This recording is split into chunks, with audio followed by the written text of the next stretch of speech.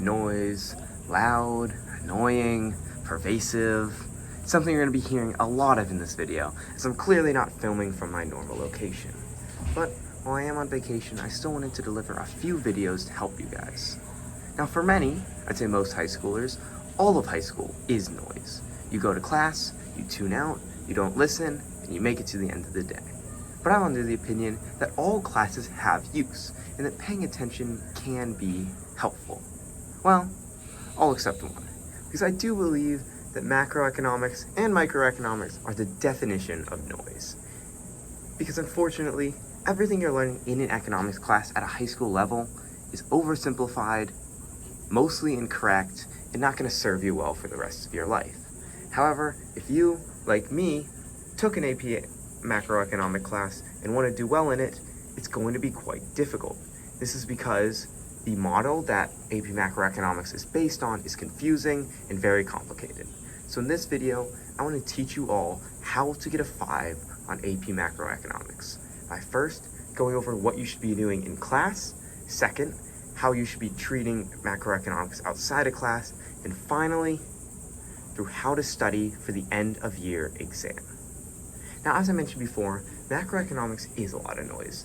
This is because the class is fully based on the economics developed by Keynes.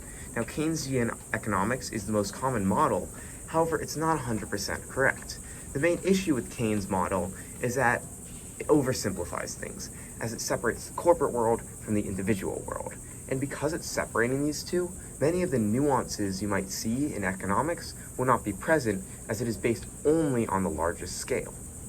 The good news, though, is it actually makes it quite easy to study, as because of how oversimplified it is, once you learn the main concepts, you'll be able to understand all of Keynes' economics.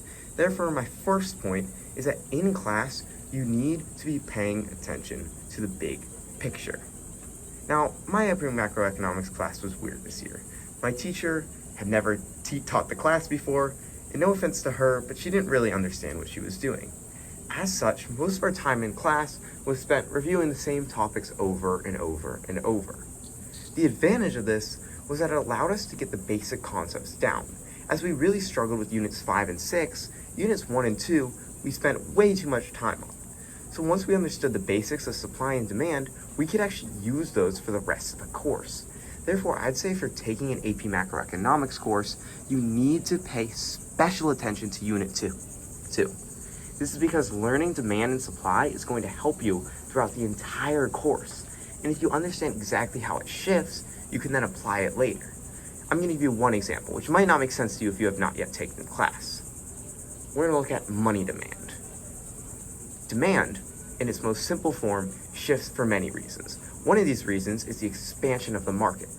Now, if the market expands, it's not only going to increase demand, it's also going to increase aggregate demand, money demand, and the demand for loanable funds. Because you're learning demand so well in the beginning, you can then apply it to all these later graphs, which brings on to the second idea of my first point. That is, learn the graphs. There are 8 to 10 graphs you need to learn in macroeconomics. If you understand all 10 completely, you're almost guaranteed a 4, probably a 5 on the exam. Obviously, these graphs are complicated, but spending the most time on them is key. Now, we've all had bad teachers before, and while once again I don't blame my econ teacher, it's a harsh reality of high school. Therefore, I spent most of my time on macroeconomics outside of the classroom, learning things. I did this in 2 ways. The first way was not the most helpful. That is, I watched every single College Board video on macroeconomics. Now, I did watch these on 2 times speed, often not paying very close attention, but I watched them all. For most AP classes, I would not suggest doing this, as your teacher is likely to explain it much better. However, if you have a teacher who doesn't fully understand the concepts of economics, I think the college videos do explain them pretty well. If they're the College Board daily videos, you can watch them. I usually watch them unit by unit. I watch the first half of the first unit, then maybe a few days later, I'll watch the second half of the first unit. And it doesn't take a ton of time, and these videos are helpful. They give you practice questions, examples, and generally explain the topics. But what was much more helpful for me was Khan Academy.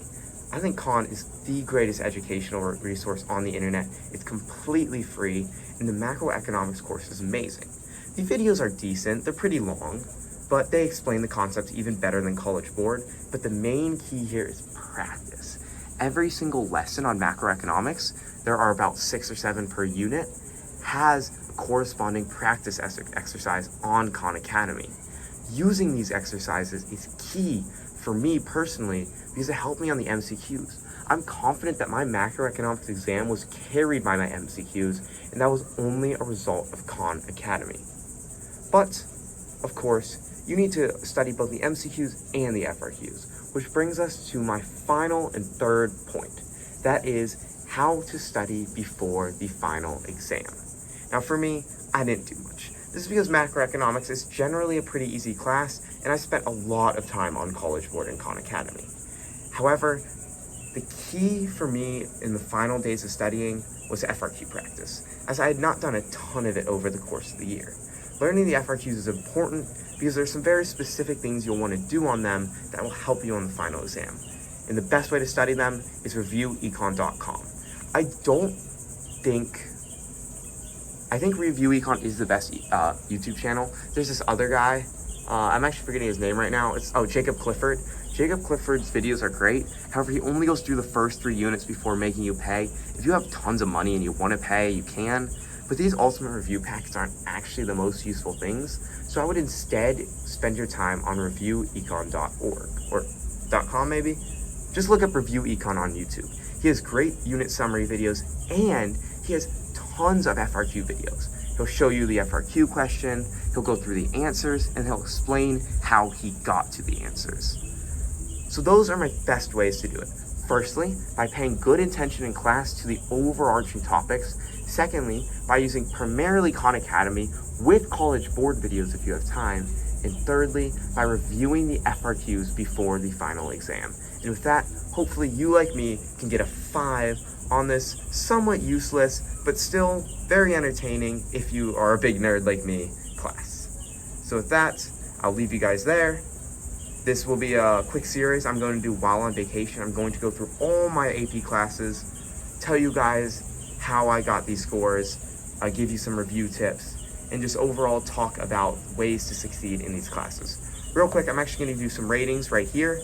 They're going to tell you how useful I thought my out-of-class research was versus my in-class research. And then this number here is how overconfident I was. I was 20 out of 10 overconfident on this exam. I way overstudied. You definitely don't need to do Khan Academy and College Board for this exam. But at this point, I'm just yapping. So with that, my name's Lodrin. You're a bunch of nerds, and I'll see you guys in my AP Macroeconomics video.